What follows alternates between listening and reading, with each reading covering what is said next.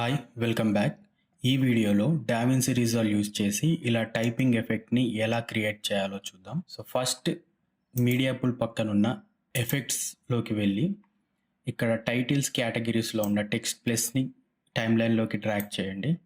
తర్వాత ఇక్కడ ఇన్స్పెక్టర్ ప్యానెల్లో మీకు నచ్చిన టెక్స్ట్ ఇవ్వండి.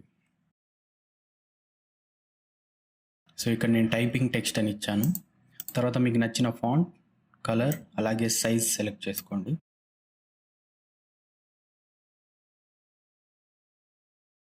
ఇప్పుడు ఇదే ఇన్స్పెక్టర్ ప్యానెల్లో కిందికి స్క్రోల్ చేస్తే మీకు ఇక్కడ రైట్ డౌన్ అనే ఆప్షన్ ఉంటుంది.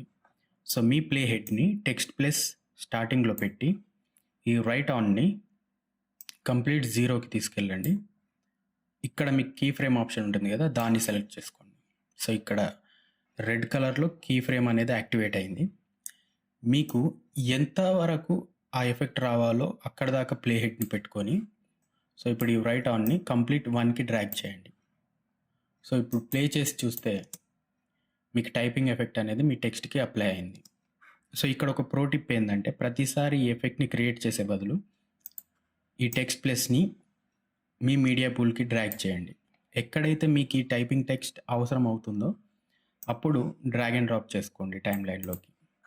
జస్ట్ ఇక్కడ మీ టెక్స్ట్ మారిస్తే చాలు.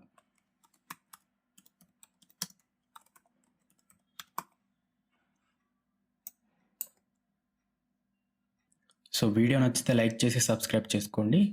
See you in the next video.